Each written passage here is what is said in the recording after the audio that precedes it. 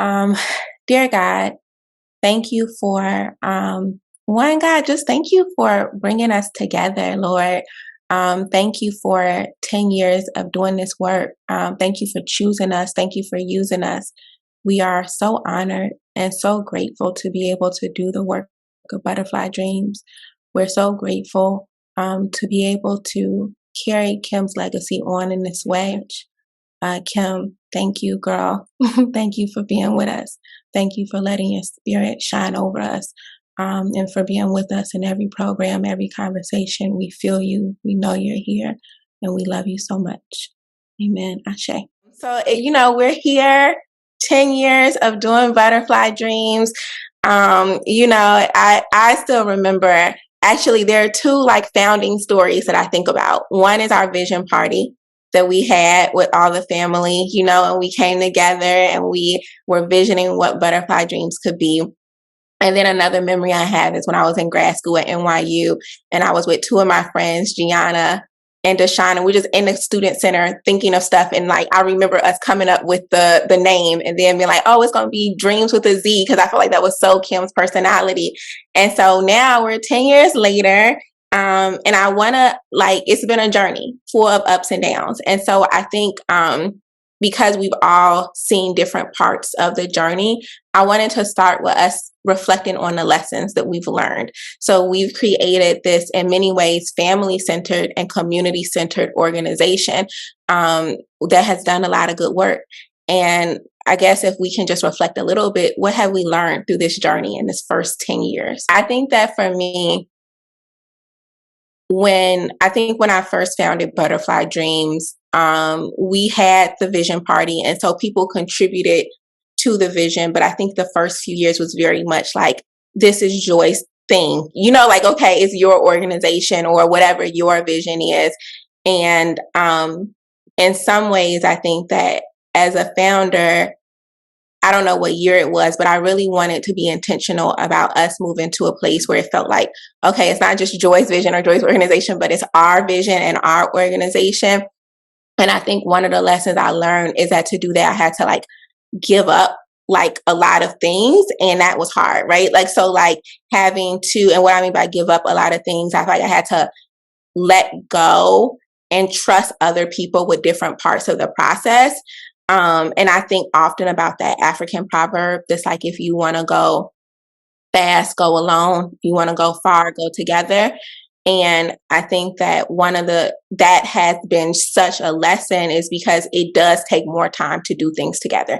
It does take more time to collaborate, to make decisions as a group. And I'm not always great at it, right? Sometimes it's still like, wait, when do we decide that? Because I'm so used to, I think the first, few years of entrepreneurship is just being a solopreneur and being like, we're going to do this now. And really getting to a place where it's like, okay, no, this is going to take longer because I have to, prep, and we have to have this meeting first, and we have to talk about it and put everyone's contributions in and get to a place where it really is a collective movement and not just a one person individually saying, this is what we're going to do. Let's, do it. And so to really operate as a community, as a family, as a unit, has been, I think, the biggest lesson is what it really means to go together.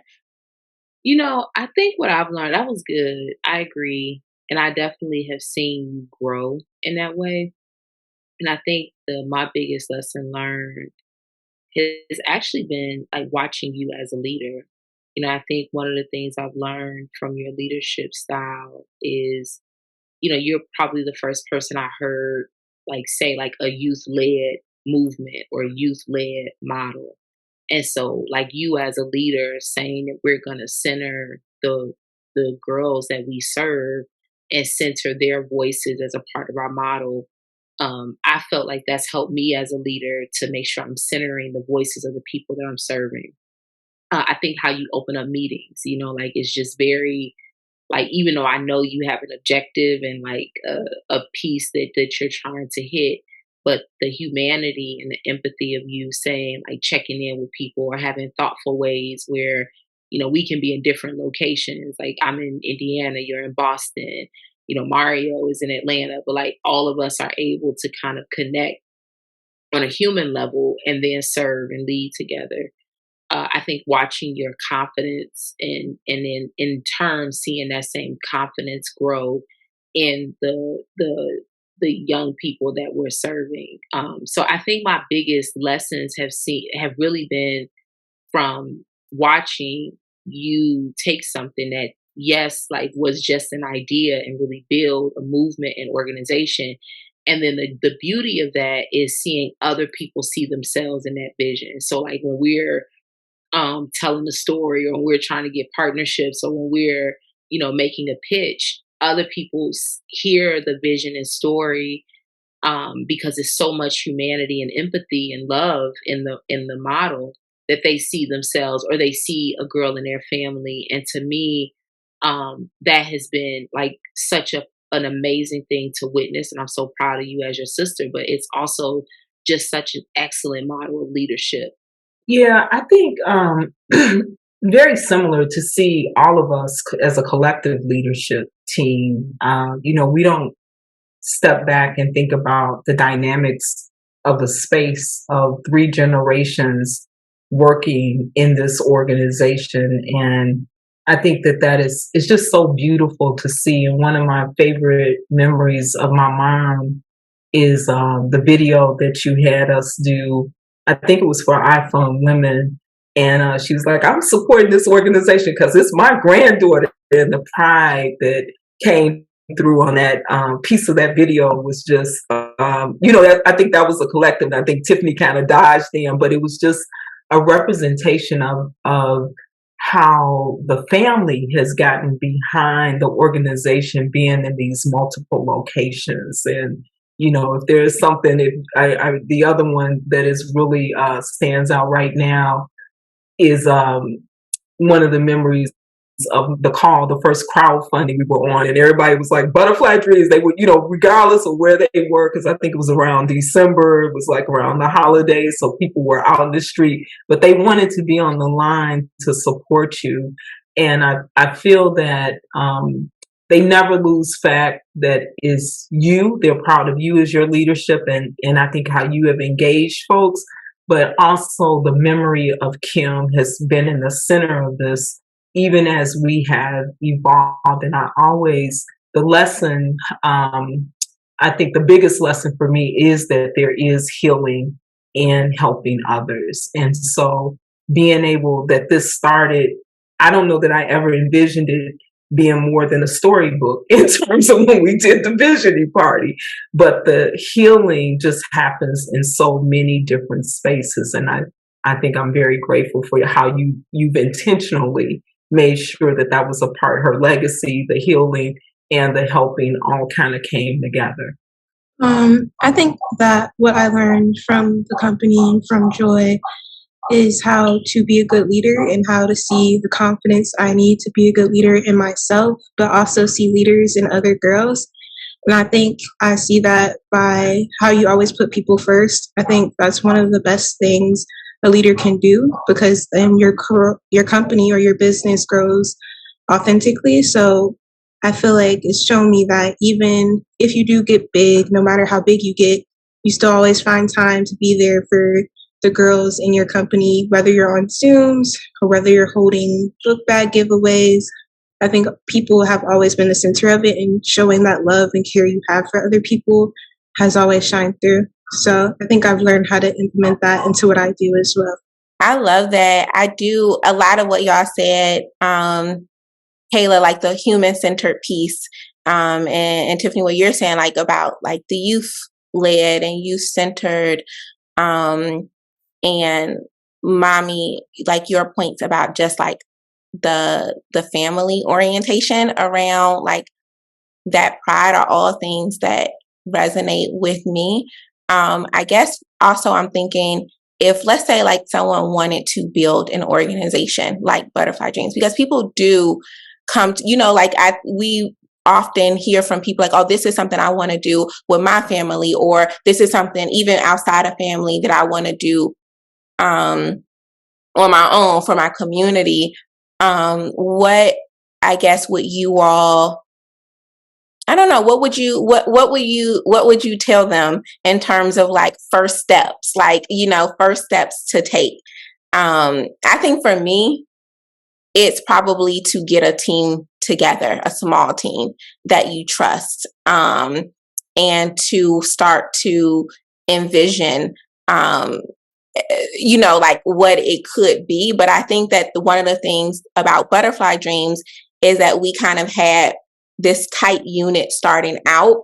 And then we slowly grew. So we added people, and then it's like we just had a full board. What, like a couple of years ago, it's like when our board grew from the 4 or 5 people to like now and the 8 people that we had. And although some of it was because we were restricted financially in terms of how much, how big we could be, I also think that that approach of us starting small and being grassroots in a way, right? Like, and starting was really helpful, and it allowed us to just grow in time and to get to the place we are now.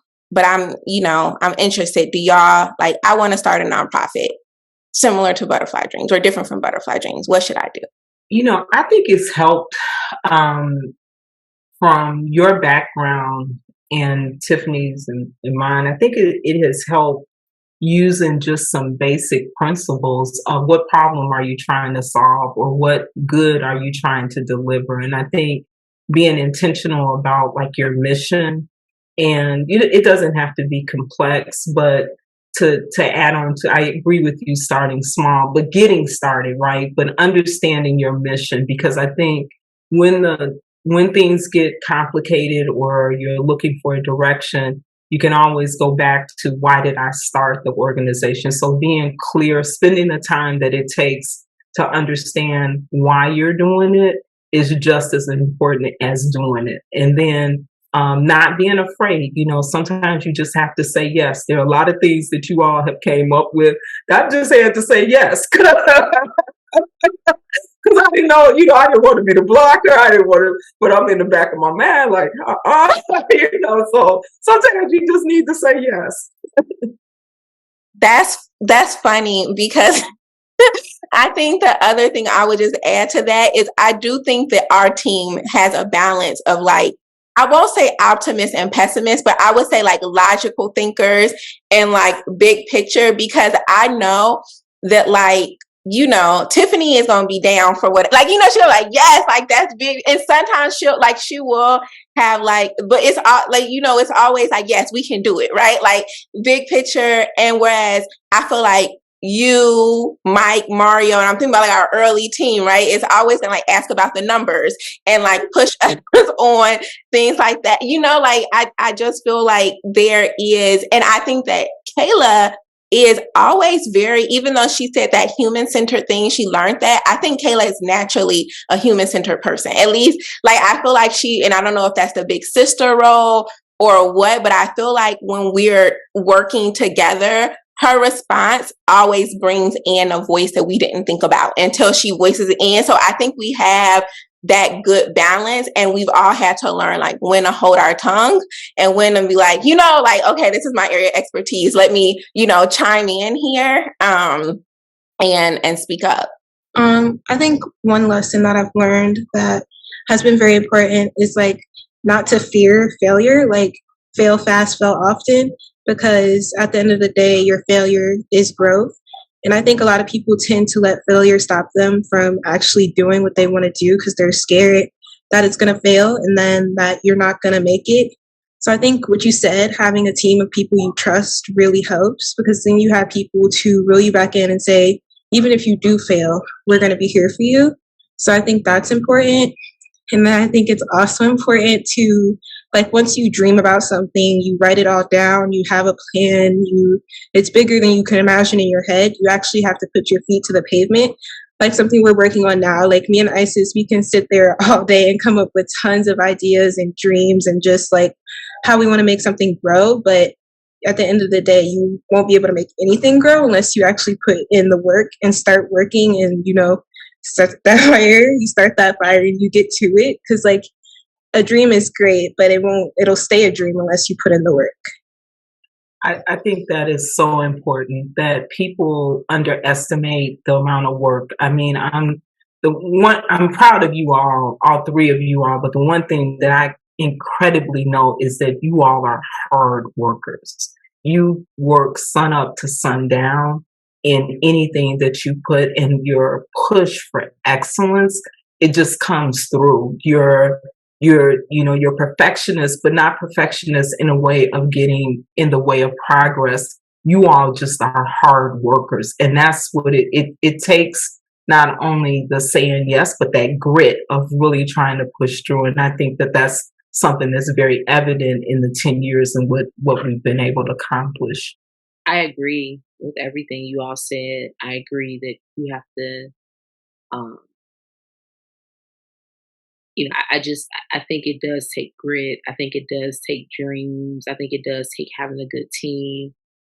Everything that you all said, I agree with. The only thing I would add is, um, I think yesterday or today I was listening to the Girl Trek podcast on Mary McLeod Bethune, and I thought about you, Joy, and because I know how much you love her, and Morgan has a similar appreciation. In fact, she opened up the podcast saying like, for a long time I've been just afraid to even tackle her because her life is so overwhelming. Like she did so much.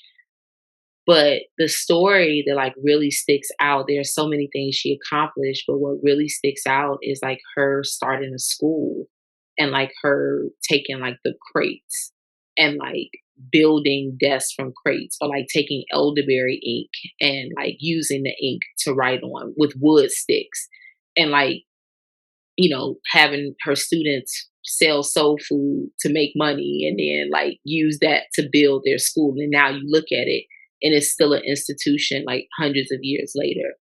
And so I think what I took from that, I was so inspired by her story, and it reminded me so much of you, because it's like you can't despise small beginnings and you have to be able to start somewhere. And I also think the model, the insight, like sometimes people are like looking for that next big thing. And like, with social, it's like, what's the next big thing people are going to like, or people are going to promote, or like that you're going to get a lot of attention on. I don't think service works like that though. I think you get insight as you serve, right? It's not like you're going to get insight because a whole bunch of people are following you. I think you get insight from those moments of being in service. Like, oh, I was in the community and I heard X, or, oh, I'm sitting down with people who are also serving. And collectively, we came up with this. But it's like that being, and not to say you can't get like going viral won't give you insight. I mean, I'm sure it does, but I think there's something to growing and getting at scale to do it for like attention, or growing deeply because you are in service to in community. And I feel like if I was giving advice to someone, it would be that, like, don't lose staying in connection with the people that you're serving, because that's where the insight comes. Like, I feel like us going from listening sessions in nursing homes and storytelling to now a platform with internships, and that has come from us being in deep service and not being afraid to let our model evolve as the people that we're serving, the youth that we're serving are saying, the girls are saying, I need this, so let us respond. And so what I would say to someone owning a business is, don't necessarily like chase the external validation, but really look to get that insight from who you're serving. And I think that that's just important as you're building something. Yeah, and I would say to add to that, I think the more we grow, the more intentional we have to be about that, right? Because I think it's easy to lose sight when you get a big grant, or when you're like at, like right now, I am at Harvard in the academia world, and so I think us being intentional about like, okay, yes, we're growing, but like we also have to be intentional about like making sure that we are still deeply rooted in community, and that girls are still leading. And it's not, because it can be very, and it's not like, it can be very easy just getting wrapped up into like, oh, this is the model that works, and we're going to keep doing this, and we're keep getting money for it, and we, keep doing it, and not going back to having to constantly making sure that we're in tune with the needs of our community, our intergenerational community that really starts with our young people, but also includes our mentors. It includes our young people's families. And we can't just like get comfortable, like, oh yeah, we got the answer and this is going to be the answer. Like this is like a continual process. You brought up Mary McLeod Bethune, and it made me think of one of like when she first off, I love her, but it made me think of one of the biographies that was written about her. Talked about how she started the school that we know now today, that has now become Bethune-Cookman. But when she started that school in Daytona, she started it with, like she said, like with faith in God and $1.50. And so I feel like this is definitely, a faith journey, but that like $1.50, like you said, she was like fundraising, but money is a part of it, right? Like, and I feel like although we didn't start with $1.50, it was pretty close, right? It's not like we had a millionaire that was like, here's, a few $1 million, y'all go do Butterfly Dreamz. And so I want to talk about, I guess two things. And Mommy, you can weigh in on this because I feel like me and you are close to as the board chair and me as the CEO, like we are, I think, really close to all of the challenges that come, not just people challenges and things we deal with, but also financial challenges of what it takes to run an organization. But I guess if we can speak to one, like any challenges of working together and being related, right? Like sister, mother, daughter, auntie. And then also just like the really real challenges of like getting money for the work that we have to do.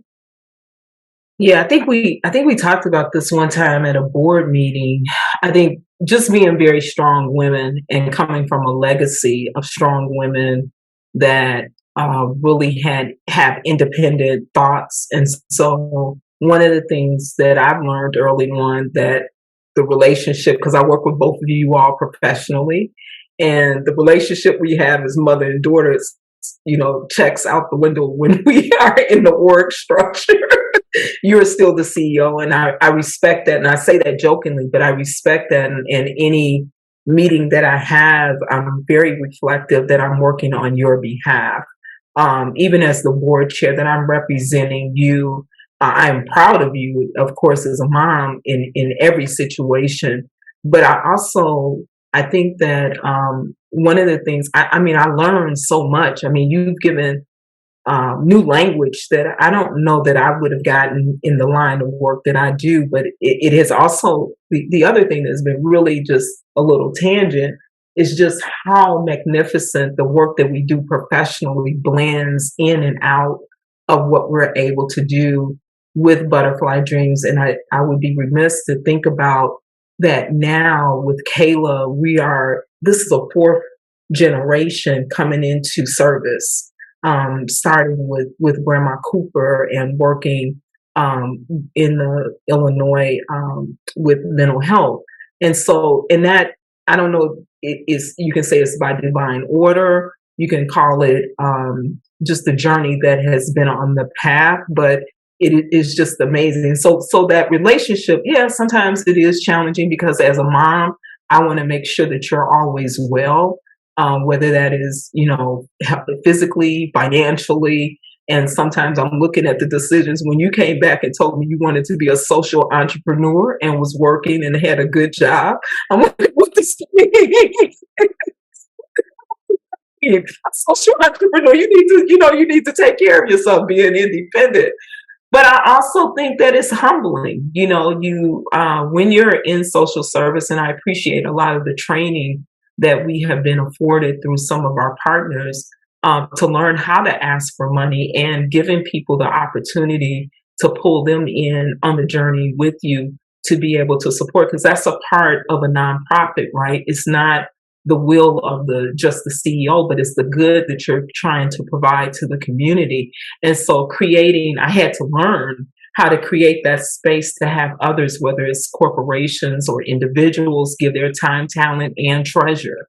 And all of them are important. Whatever they give, is important. Sometimes you can't put a dollar amount on the women who are our leadership coaches and the value that they are imparting with their wisdom, or a corporate, donation. But I will say that it's been very humbling to have to ask for money and to be scared. There have been some sleepless nights of not knowing how things were going to come together. But I think that too is a part of the legacy and faith that we've had in starting things. Um, yeah, I'm gonna add to that, but also, Kayla, I'm interested in your perspective in terms of what it's like because you're the youngest of all of us, right? And so, from your perspective of working with Butterfly Dreams, and you've pretty much been involved in everything from being an intern to helping us build programs in Gary to opening a community space to you've seen the organization grow and you've been a part of our conversations and a part of our leadership. And so, what is it like for you as a young person on a leadership team and working with your mom, your aunt, your grandma? What can you talk a little bit about that experience and if there are any challenges with that? I think it's been pretty much a good experience. I think a lot of like me being a communicator is just kind of mirroring what I see. Like I'm surrounded by you guys, and you guys are good with people, good with communicating, hearing people out, and being genuine. So that's something I've picked up on and learned how to do. And I think being in all the different settings with Butterfly Dreams and talking to people, I think it's just shown me how to be like a better person, just actually talk to people, hear them out. Sometimes if there's like 100 different things going around you and there's still one person there who wants to talk to you, being able to just have a seat, sit down, genuinely talk to someone. You may not get 100 people saying yes to you, yes, we want to do this, but you have that one person and you never know where that's going to take you. So I think like learning to hear people's voices for what they are, I've learned a lot from you guys in using my voice to hear other people's voices.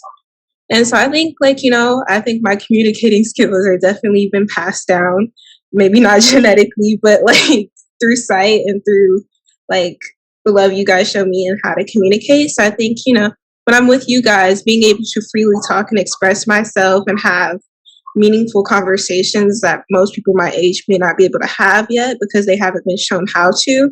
I think that's growth through like my family. Yeah, I think the part of us working together as a family feels like I wouldn't really know how to work any other kind of way.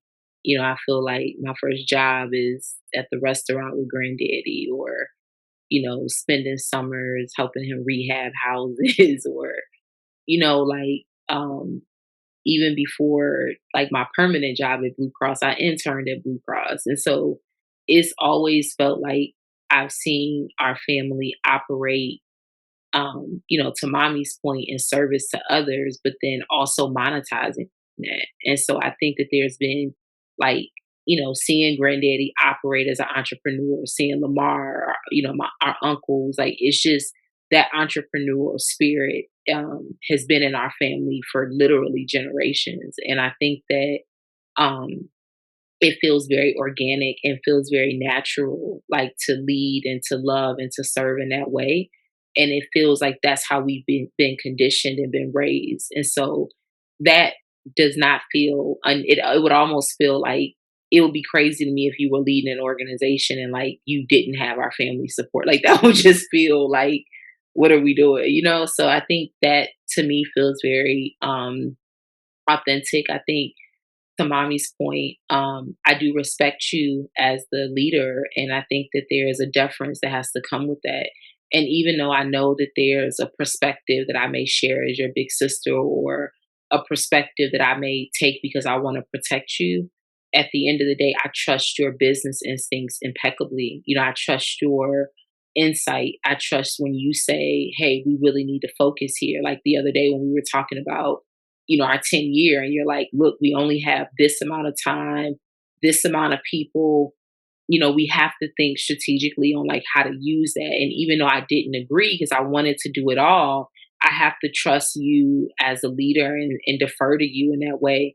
And that feels for me incredible. I also think the thing that I respect about you as a leader is there's like a meme on social media that says like, lead a team that's so great you don't know who the leaders are. And I feel like you lead in that way. I feel like mommy leads in that way. Kayla leads in that way. Like I've seen all of you all operate as leaders and seen how all of your teams operate, and the leadership style that you put forth is one where everyone feels empowered to lead around you. And so it's very easy to follow and to support a leader like that. And so I feel incredibly blessed to be surrounded by you, but to also be in spaces where I get to see Kayla lead or mommy lead. Like it's just like, it's such an incredible blessing. I think the thing about money is, I remember in one of the trainings that you had us do, it talked about like that scarcity and abundance mindset, and really thinking about like, are there personal issues that may stop me from asking for help? And I think as a Black woman, absolutely. I think sometimes I've been like incorrectly conditioned to think, oh, I have to be this strong Black woman, or I have to be like this person that doesn't ask for help, or, I have to be this person that like, I got it out the mud or whatever. Right. And I think that that's literally not how like our people, our communities, our world is in need of like collective impact. Like everybody coming to the table, bringing their gifts, and then the result of us all showing up creates a maximum impact. And so I just don't think that the work that we're doing, the girls we're serving, the women that we're serving, I think about the collective love and the energy that they show up with. Like, people don't have to give us their time or their energy. And when they do, even though I personally may like feel like scared, I think about them. And I also just think like it's absolutely crazy to think that like the four of us can raise the, $2 to $3 million that we need to serve our community for Butterfly Dreams. Like, no, like that doesn't even make sense. Like we're here in community, and we're here representing a community, and like we would be doing them a disservice to not stand in abundance and saying this is what we need to better serve and to better, and then in doing that we're equipping them to go and do the same. And so the last thing I will say, I think I read somewhere like there are whole groups and communities depending on your yes. And so I think that saying yes, even to uncomfortability or to things that we may be afraid of, to Kayla's point, Uncle Sean said this, like your discipline is connected to someone's destiny. Like I believe that, and so I think that even though I may not personally like it, the all of that standing up in me makes me like, yeah, I can go and ask for X, on behalf of Butterfly Dreams. I also wanted to say, I think working with your family and us having, like you having this company in our family makes it so much more fun to share with people, because you kind of get to be like, oh yeah, my family's pretty awesome. My aunt is kind of a celebrity, like, sharing with people how great you guys are, how great my aunt is, that she's basically one of the coolest people ever. I think it makes you so much more proud when you share those things with people. Aww, I love that. No, I feel the same way though. I mean, I'm always like my niece is a celebrity because you're like everywhere blowing up with your company, you and Isis. I'm so proud of the work that you all are doing. But what y'all shared is so much. I'm like, it can be a little scatterbrained. So I'm trying to like get my thoughts together. That was beautiful, Kayla, by the way. But I think that I also agree that I just feel like it's such a blessing and so cool to be able to work with family, because I definitely feel the respect, Mommy and Tiffany, that you all talked about in terms of trusting me in my leadership. And I appreciate that, because it also comes with, I can still like play the little sister and the daughter card too. And so it's like I have the best of both worlds. And it's like, because it's not necessary, it's not easy to start an organization. And so like to have you all, like us be in a meeting and you all respect what I have to say, even when you don't agree. But then for me to call you back, like, I don't know about this, or like, I'm not sure, or even just me going through a really difficult time, having, your shoulders to lean on, and like, being able to talk about my personal life as well as professionally, like that level of trust, I don't think all entrepreneurs have that in their journey. Like, I really do feel like I have such a cushion. And for me as a founder, that's an added benefit of it being family oriented as well as community oriented. The other thing I'll say is I did think about, like, we have a family that includes women and men, right? And I think about the role that daddy has played. Even Tiffany, you talked about granddaddy and that, like, that entrepreneurial spirit, but also those really concrete lessons of what it means to run a business, to say no, to be firm in things and decisions that aren't always easy.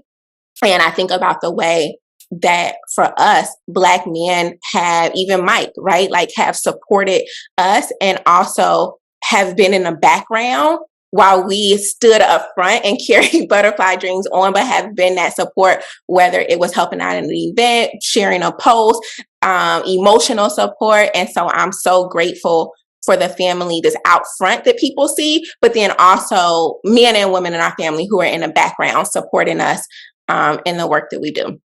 All right, so I want to wrap us up, and I want to wrap us up with, well, I have two more questions, but one, we already kind of spoke to proudest moments, but I think if there's something else you want to speak about, proudest moments and then vision for the future. So if you had to think about, like, a moment where, like, just one of the proudest moments and what you see, where you see us going or where you hope to see us going in the future with this work. The proudest moments, there are just so many, but there are a couple of them that just really stand out. And when I look back on just the journey and think about that, we went to Ghana, and there was a moment in Ghana that, and we did that pretty early on in starting the organization out.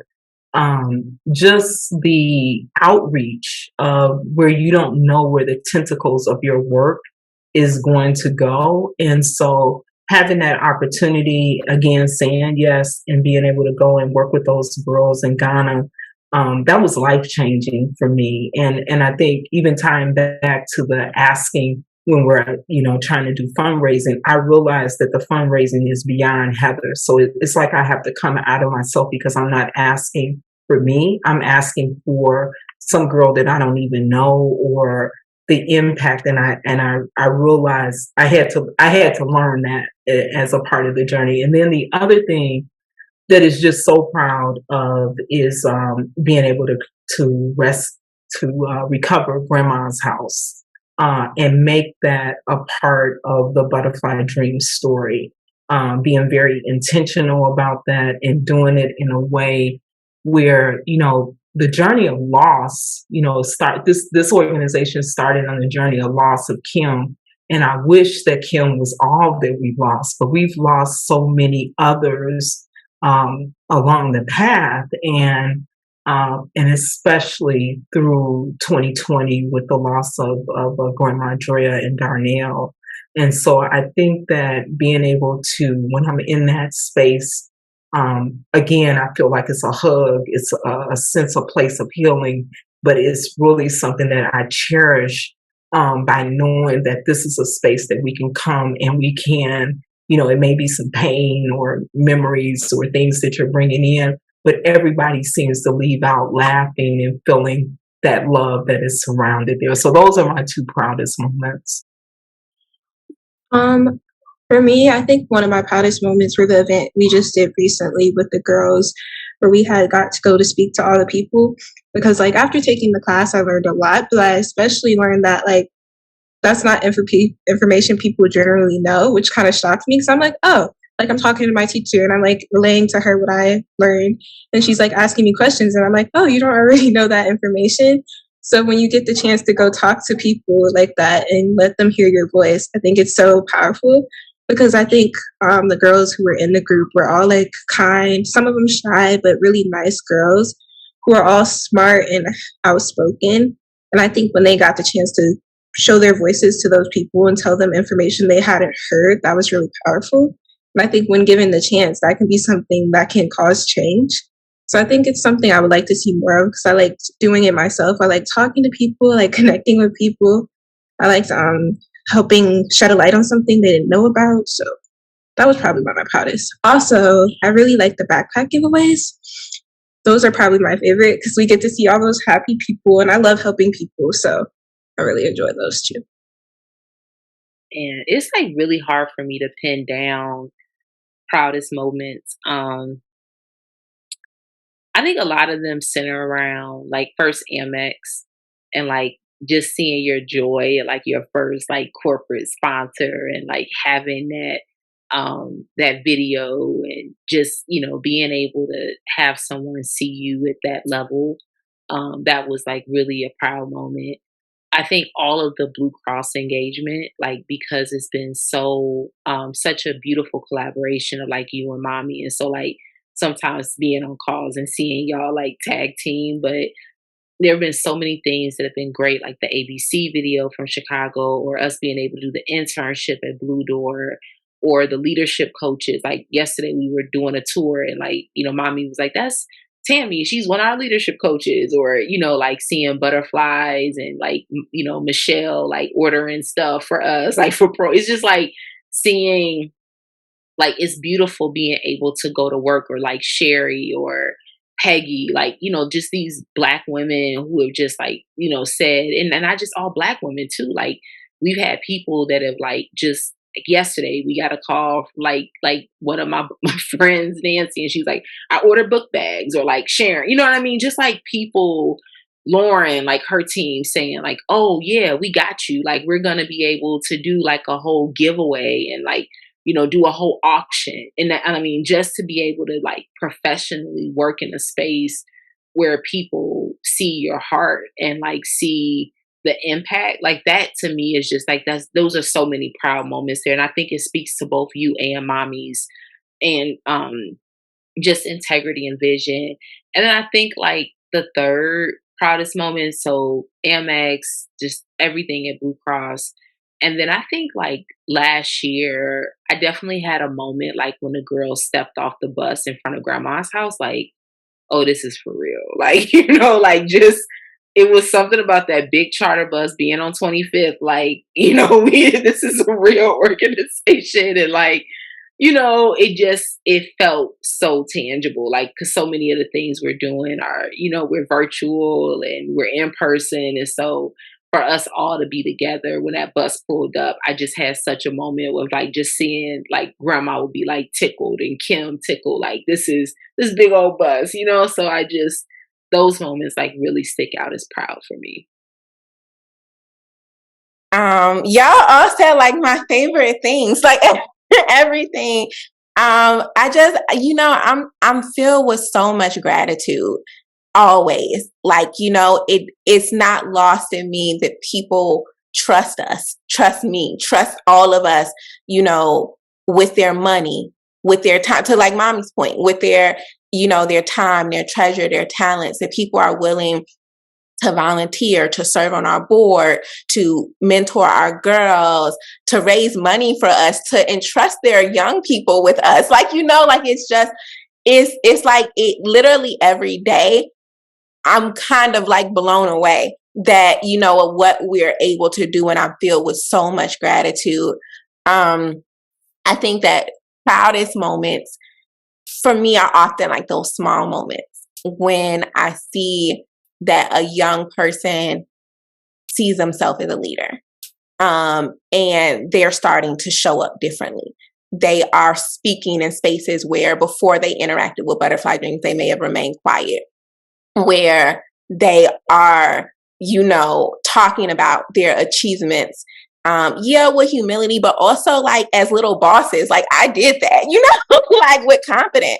And so it's when they're serving, when like when they have a heart that is full of compassion and they're thinking about the societal issues that they face. They're thinking critically about it and they're thinking critically about how they can solve it. And so for me, I'm like, that is when I'm just like, wow, like I see you guys. I see, I see you, Kim. I see you, Darnell. Like I remember Darnell, I just remember a lot of things, but I remember so clearly one time, I was like talking to him about like Butterfly Dreamz and what I was going to do, if I was going to do next, and if I was going to leave, the job like full time and do it full time. And he's like, well, sis, you always making boss moves, so you gonna be straight either way. And it was just like, and so I can like, feel them, like their pride, in their spirit too. And so that like those moments where I'm like feel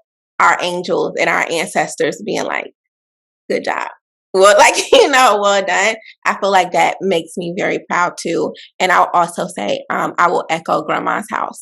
Being at grandma's house, and I remember Tiffany, me, you, and Adrian and Eric being little and having that junior kids club. Like, like how prophetic we were. We didn't even know it, right? Like we were using that house and we were like saying, we're going to run a day camp and like charging people, whatever we charge people for their kids to come over and watch it. And it's like, I think about now, like we actually are doing community things at grandma's house and have turned it into this beautiful community space. And so, I get chills whenever we're at grandma's house. And I'm so grateful for you all really taking a leadership and transforming that space into a space that is open to our community. So, okay, vision, last question, vision for Butterfly Dreamz. Where do you want to see us go? And it could be in the next year, the next 5 years, the next 10 years, wherever you feel inclined in the future, to whatever, degree you want to answer it to, what would you like to see for us in the future? I would love, first to, be able to really implement your vision of us having, our workforce model, our community health workers, like our next generation of creating a workforce of leaders who really understand and kind of are equipped with like that love and that leadership framework. Because I think that us, like there are significant workforce issues, particularly in areas like healthcare. People don't see the value of serving and understanding. And I think if you can combine the heart to serve people with the business savviness and the entrepreneurship and like the sustainability where people can go out, and I can almost like see like franchises of like Butterfly Dreamz, of like, our Butterfly Dreamz office in Seattle or in, California, and like this cohort and network that is pumping out girls and women of color, regardless of where they're at in their spectrum of life, and they're trained in this model to serve. I think like in this country and in others, I think it could be, I know it can be transformative. And so I just see us in, being able to create a model where people can keep the core of what we have in our internships and what we have, through our leadership experiences, but also have the freedom and the authenticity and the joy to stand in their light and to do that in a way that feels authentic to them. And so I think us being able to train a workforce or to train coaches or a mix thereof, it feels like that is a part of like, what I would love for us to be able to do. And of course to not worry about the resources, right? Where the resources, the money, the staff, the spaces are sustained by the strength of the people that we're serving and the people that come through our model. And so that is really a part of my vision for us. I think for me, like I said earlier, like voice is so important. So I think like doing things like podcasts and taking our internships and turning them into ways where we can share the information that we learn, and that like once we like become the interns, after you are an intern, you become a teacher, because then you are now sharing it. You're sharing with other adults, you're sharing with other girls, you're building your own events. I think like having girls in things like healthcare and engineering and places like working through the issues in the foster care system, learning about all those different areas where we can truly take them as our own and see what all the issues are that aren't being addressed, maybe because of color, and then taking and showing girls how to address them and how to build events that help our communities. always hard to follow that act. I am looking forward to when Butterfly Dreams is just recognized for the leadership. And I think building on what Kayla is saying, when I see these girls, I'm waiting for Wanu to hit the world. I'm waiting for, just our girls that want to be actresses and want to be leaders in their field. Kayla, looking at, she's running a business at 16. What does she look like at 26? What does some of our girls that are entrepreneurs and starting their own businesses when they're in high school, what do they look like at 30? They're changing the world. And so I'm just excited about what good comes out of them recognizing themselves and being the leaders that they are and showing up confident. I feel like I had to learn confidence, but these girls are coming up where they're embracing everything that because they come to us as leaders. We're just giving them a channel to unfold. And so I look forward to that. I do look forward to a Butterfly Dreams full-time staff. I would like to have a full-time staff. I'm just going to speak that into existence just because I think we need a full-time staff. And I'm with Tiffany. I see it in different spaces. I look forward to us traveling. I know that travel is such a part of who you are. And so I look forward to us being on world stages where we're talking about the work, or if it's not us, but it's other people that are associated with Butterfly Dreams that are just sharing the stories that come. Because I do think the one thing that is at the core of everything that we have done too has been about storytelling. And so being able to share the Butterfly Dream story is just going to unfold in our future. And I think it's going to be bigger, it's going to be bolder, and it's going to be brighter. I also wanted to say, I feel like as you grow in the future, like what, like the image of what the butterfly is and like what it means to people, I think that's going to grow too. Like, I don't think I would ever see a butterfly the same way. Like, I don't just see a butterfly and just see only that. I see legacy. I see my family who has passed. I see you guys. I see my family now. I see business, entrepreneurship. I see women who are in power, who are leaders. So I think just sharing that with other people and the significance of what butterflies are and what they mean to us and what they can mean to other people will grow too. Oh my gosh, that's so powerful, Kayla. Like, yes, yes. Oh, Ashe, yes, I definitely, yeah, I feel that. And I definitely feel that. And a butterfly has never been the same for me, even since Butterfly Dream. And I feel all of those things that you said every time that I see a butterfly, and I think other people will too. Vision for Butterfly Dreams. Yeah, it's so funny. I was just doing an interview for a fellowship, and they asked me this question, and I had to answer it, and like immediate future and then like long term. And so I'm going to do that now. I feel like immediate future, I will second the full-time staff. Yes. I definitely want us to be able to not just meet that $1.8 million budget that we've outlined that we know we need to operate fully, but also to earn $3 million a year. And that is like short term. That's where I want us to be in a position where we're able to do that, and we're able to so have the financial resources that we need to have, and just to add to that, I think we talked about a little bit challenges with finances, but it's also challenging, trying to run an organization and it's everyone's kind of side project, like it's like, everyone is a part-time staff. And so we have amazing people and amazing team members. And I also know our amazing team has a lot on their plate. And so I definitely in the vision see the funding and the financial sustainability of the work that we do. I see that short term.